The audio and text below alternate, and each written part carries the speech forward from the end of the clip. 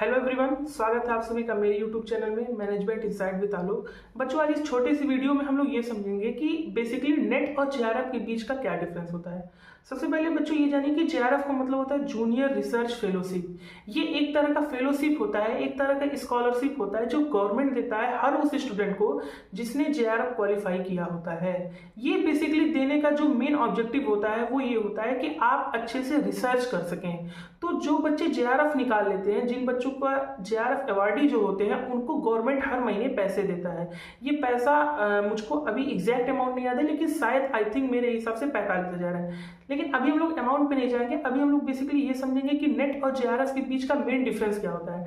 बच्चों, जो नेट की डिग्री होती है वो बस आपको एक एलिजिबिलिटी देती है कि आप असिस्टेंट प्रोफेसर के लिए एलिजिबल हो गए हैं, लेकिन जो जेआरएफ की डिग्री होती है वो आपको असिस्टेंट प्रोफेसर के लिए भी एलिजिबल करता है और उसके साथ साथ जूनियर रिसर्च फेलोशिप के लिए भी एलिजिबल करता है। यानी अगर कोई बच्चा जिनसे जेआरएफ निकाला है तो इसका मतलब कि वो असिस्टेंट प्रोफेसर के लिए भी एलिजिबल है, असिस्टेंट प्रोफेसर का भी फॉर्म भर सकता है। और अगर वो पीएचडी करता है तो उसको गवर्नमेंट हर महीने एक अमाउंट देगी।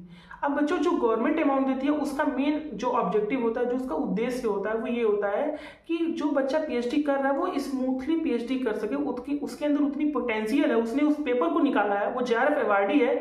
इसका मतलब कहीं ना कहीं ये दर्शा रहा है कि उसके अंदर इतनी पोटेंशियल है कि वो देश के लिए कुछ ना कुछ कर सकता है, एक अच्छा रिसर्च टॉपिक लिख सकता है, एक अच्छे रिसर्च पे थीसिस कर सकता है। इसीलिए गवर्नमेंट क्या करता है, जेआरएफ होल्डर को पैसा देता है। तो अगर बेसिकली हम लोग देखा जाए कि मेन डिफरेंस क्या होता है बच्चों, तो बस मेन डिफरेंस इतना होता है कि जिसका जेआरएफ क्वालिफाई होता है, जिसने जेआरएफ किया होता है, उसको गवर्नमेंट पैसा देता है पीएचडी करने के लिए, और जिसका नेट क्वालिफाई होता है उसको किसी भी तरह का स्कॉलरशिप नहीं मिलता है। पहली बात बच्चों। दूसरी बात ये कि किसको जेआरएफ मिलता है और किसको नेट मिलता है। तो बच्चों, पेपर एक ही होता है, 300 नंबर का आपका पेपर होता है, और जिसका नंबर ज्यादा आता है वो जेआरएफ, उसको जेआरएफ मिलता है, और जो थोड़ा सा कम हो जाता है उसको मिलता है नेट। अब बच्चों, अगर रेशियो की बात करें तो अभी तक जो रेशियो चल रहा था कि टोटल 6% बच्चों का नेट निकलता है और उन 6% में 1% बच्चों का जेआरएफ निकलता है। तो कहने का मतलब ये है कि जो जेआरएफ की कट ऑफ होती है वो हाई जाती है, और जो असिस्टेंट प्रोफेसर यानी कि जो नेट की कट ऑफ होती है वो थोड़ी सी लो रहती है। अब बात करते हैं कि मेन डिफरेंस क्या है, कि एक जेआरएफ में और एक नेट के बच्चों में मेन डिफरेंस क्या है, और जेआरएफ हमको किन किन चीजों में बेनिफिशियल होता है। अब बच्चों, अगर आप ध्यान से समझेंगे तो जेआरएफ और नेट के बीच का बस एक ही अंतर होता है कि जो लोग जेआरएफ किए रहते हैं उनको बस रिसर्च के लिए फेलोशिप मिलता है, और कोई भी डिफरेंस नहीं है बच्चों। बस यही एक नॉर्मल सा डिफरेंस होता है कि जिसने जेआरएफ किया रहता है उसको गवर्नमेंट की तरफ से हर महीने एक अमाउंट मिलता है रिसर्च करने के लिए, और जो नेट क्वालिफाई रहता है उसको किसी भी तरह का रिसर्च के लिए अमाउंट नहीं मिलता है। लेकिन बच्चों, अब बात ये आती है कि क्यों हम लोग जेआरएफ की तरफ जाएं, क्यों हम लोग का जो मेन एम होता है वो जेआरएफ ही होता है। तो एक तो ये होता है कि आपको फाइनेंशियल सपोर्ट मिलता है। आज के टाइम पे सबसे बड़ी चीज जो है वो फाइनेंशियल सपोर्ट है। तो अगर आप पीएचडी कर रहे हैं तो आपको फाइनेंशियल सपोर्ट मिलेगा। बच्चों, दूसरा चीज जो सबसे बड़ा फायदा, जिसका फायदा होता है कि जब आप किसी भी गेस्ट लेक्चरर का या असिस्टेंट प्रोफेसर का जब आप वैकेंसी भरते हैं, जब कोई फॉर्म भरते हैं और जब उसमें एपीआई स्कोर बनता है, तो उसमें ये देखा जाता है कि जो जेआरएफ किया रहता है उसको 2 पॉइंट्स एक्स्ट्रा मिलते हैं। यानी अगर कोई लड़का है जिसने जेआरएफ किया है तो उसको 7 पॉइंट्स मिलते हैं, और अगर कोई बच्चा है जो नेट किया है तो उसको 5 पॉइंट मिलते हैं। हो सकता है बच्चों ये पॉइंट्स डिफर हो, हर यूनिवर्सिटी की अलग अलग पॉइंट्स हो, लेकिन कहने का मतलब ये कि जो जेआरएफ रहता है उसका 2 पॉइंट से वो आगे रहता है। तो हम लोग, अब मेन मोटिव ये आता है कि हम लोग क्यों जेआरएफ की तरफ जाते हैं, क्यों बच्चे जेआरएफ का प्रिपरेशन करते हैं, क्यों नेट का नहीं करते हैं। तो उसका जो मेन रीजन ये है बच्चों कि अगर आप जेआरएफ कर रहे हैं तो आपको हर जगह 2 पॉइंट के साथ आपको फायदा मिलेगा ही मिलेगा। 2 नंबर के साथ आप हर जगह आगे रहेंगे। आपको पता होना चाहिए बच्चों कि जब हम असिस्टेंट प्रोफेसर का फॉर्म भरते हैं या किसी भी यूनिवर्सिटी में गेस्ट लेक्चरर का फॉर्म भरते हैं तो हम लोग का एपीआई स्कोर बनता है। उस एपीआई स्कोर में ये देखा जाता है कि आपके कैसे परफॉर्मेंस रहे हैं। 10th में आपने कितना नंबर पाया है, 12th में क्या है, ग्रेजुएशन में आपने कितना पाया है, पीजी में आपके कितने नंबर आए हैं, आपने नेट क्वालिफाई किया या आपने जेआरएफ क्वालिफाई किया है, आपने कितने रिसर्च पेपर लिखे हैं, कितने बुक लिखे हैं, कितने थीसिस लिखे हैं। ये सारी चीजें हम लोग देखते हैं जब हम लोग एपीआई स्कोर बनाते हैं। तो उसमें क्या होता है कि अगर किसी बच्चे का जेआरएफ निकला होता है, अगर कोई बच्चा जेआरएफ अवार्डी रहता है तो उसको 2 पॉइंट्स एक्स्ट्रा मिलते हैं। बस यही मेन डिफरेंस होता है नेट और जेआरएफ के बीच में, और बच्चों कोई भी डिफरेंस नहीं होता। एक बार मैं आपको फिर से रिकॉल करा दे रहा हूँ, नोट कर लीजिएगा कि जो जेआरएफ और नेट के बीच का मेन डिफरेंस होता है वो ये होता है कि अगर किसी बच्चे ने जेआरएफ निकाला है तो उसको गवर्नमेंट हर महीने एक फाइनेंशियल सपोर्ट देता है, एक स्कॉलरशिप देता है रिसर्च को आगे करने के लिए। और अगर कोई बच्चा है जिसने नेट निकाला है तो उसको किसी भी तरह का रेम्यूनरेशन या किसी भी तरह की उसको वेजेस या सैलरी या आप जिस करके स्कॉलरशिप अगर आप कहिए तो उसको किसी भी तरह का स्कॉलरशिप नहीं मिलता है। ये मेन डिफरेंस होता है। यानी जिसका जेआरएफ रहेगा उसको स्कॉलरशिप देगा कौन? गवर्नमेंट। और जिसका नेट रहेगा उसको किसी भी तरह का स्कॉलरशिप नहीं मिलेगा, वो सिर्फ असिस्टेंट प्रोफेसर के लिए एलिजिबल रहेगा। लेकिन जिसने जेआरएफ क्वालिफाई किया है वो असिस्टेंट प्रोफेसर के लिए भी एलिजिबल रहेगा।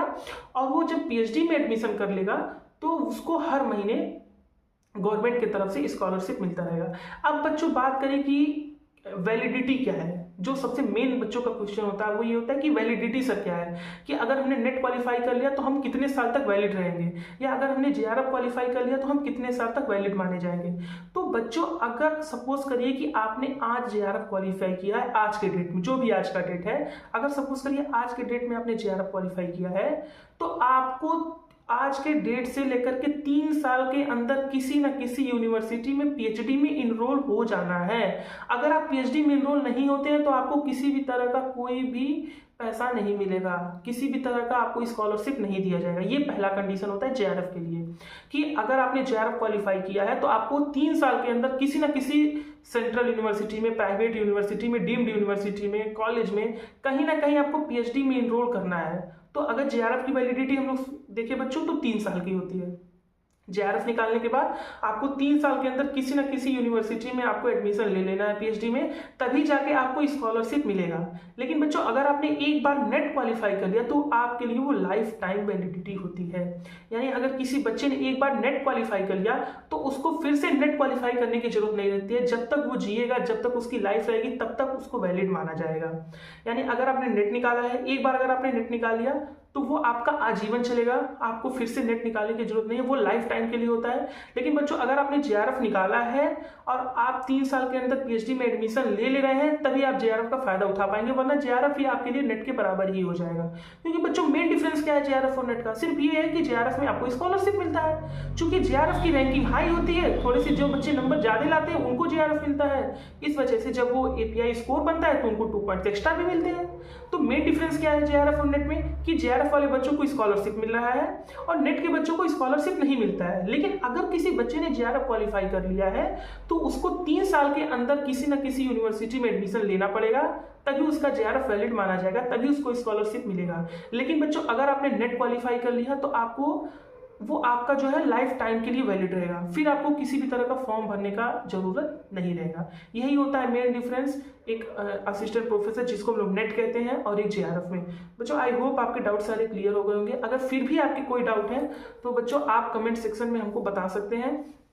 और अगर आप चाहते हैं कि हम किसी सब्जेक्ट का कोई सब्जेक्ट हम लोग फिर से स्टार्ट करें, जैसे बच्चों आपको एक छोटा सा इन्फॉर्मेशन देना चाहता हूं कि अभी मैंने आज ही नोटिफिकेशन डाला है ग्रुप में कि मैं operation and supply chain management का फ्री क्लासेस लेने वाला हूं यूट्यूब पे। हम लोग पूरा इसको फुल कोर्स इसका देखेंगे। तो बच्चों अगर आपको लग रहा है कि आपको किसी और सब्जेक्ट की जरूरत है जिसमें आप वीक हैं, या आपको लग रहा है कि नहीं सर आप ये सब्जेक्ट भी हमको पढ़ाइए, तो आप मुझको कमेंट करिएगा बच्चों। मैं पूरी अपने तरफ से कोशिश करूंगा कि जो भी मेरी तरफ से पॉसिबल हेल्प है वो आपके लिए किया जाए। तब तक के लिए बाय बाय।